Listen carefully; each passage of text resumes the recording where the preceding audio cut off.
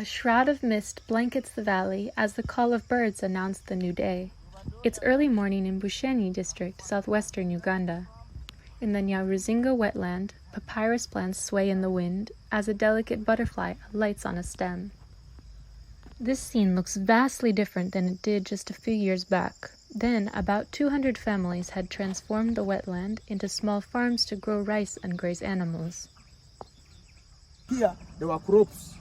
People were digging their sweet potatoes, were digging their maize, and water had completely dried. Agriculture is the backbone to the Ugandan economy, and in Bushenyi, 95% of the population depends on farming. But as the population has grown, farm sizes have drastically reduced, from an average of 3.6 hectares in the 1960s to just 0.4 hectares today. Searching for unoccupied land, more and more people are staking their claim to swamps. While wetlands covered 15.6% of Uganda's land surface in 1993, by 2019, they covered just 8.7%, according to the government's Wetlands Management Department. The loss of wetlands causes erosion in rivers and streams, which has contributed to the swelling of Lake Victoria. This giant transboundary lake has risen to its highest level since 1964, displacing more than 200,000 people on the lake shores in Uganda, Kenya, and Tanzania. And in April, giant floating islands of the water hyacinth plant blocked hydroelectric dams in Jinja, cutting off power for the entire country. President Museveni responded by ordering the eviction of all people living unlawfully in wetlands and shores. But deep in Bushenyi district, a small wetlands restoration project gives hope for a way to restore swamps while also raising up their human dependence. We are restoring the degraded wetlands, removing people who are degrading, but providing them what we call alternative livelihoods. Now, for us, what we are doing to demonstrate is that the wetland should be protected because of its value, and mainly water. We get rain from swamps, good climate. And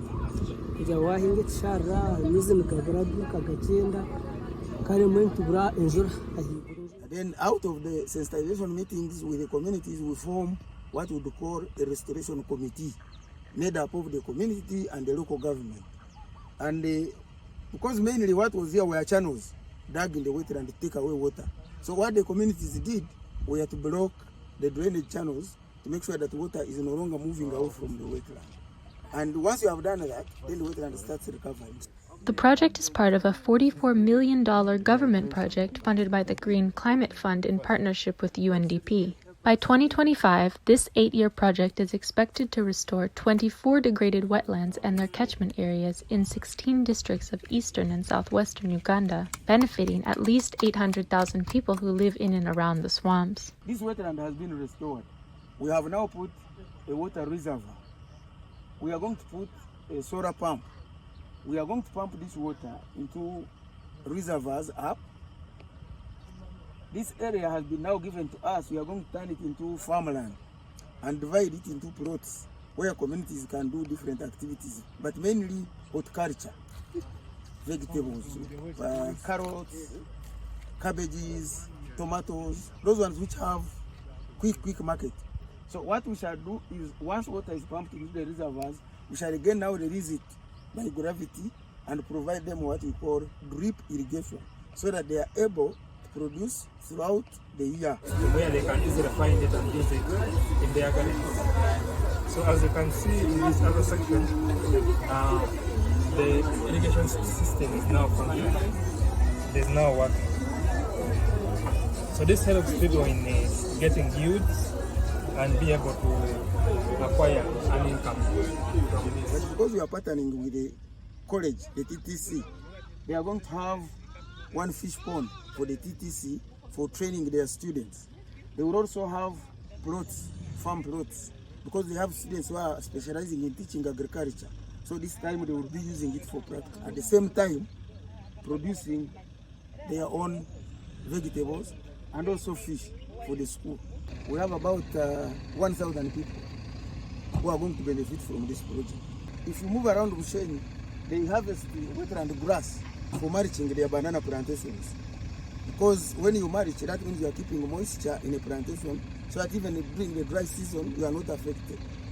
Harvesting grass is also another value. But even some people depend on these wetlands for medicinal plants.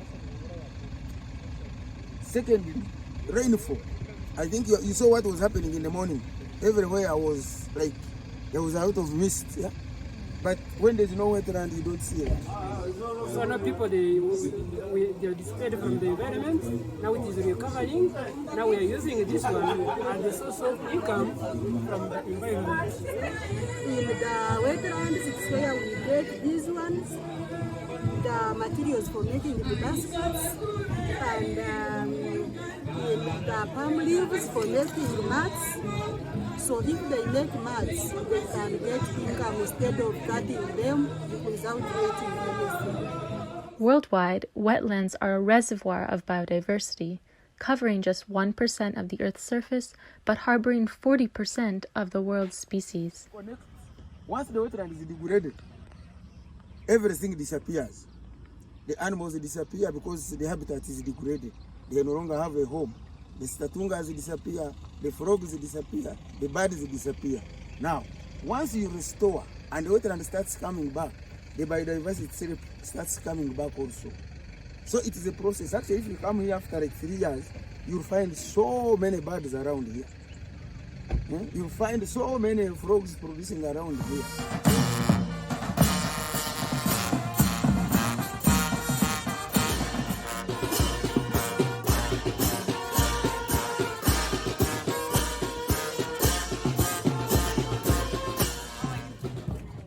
At the National World Wetlands Day celebration in Bushenyi district in February, youth groups paraded, drew pictures, and performed musical skits to proclaim their support of conserving wetlands for the benefit of both their livelihoods and Uganda's natural ecosystem.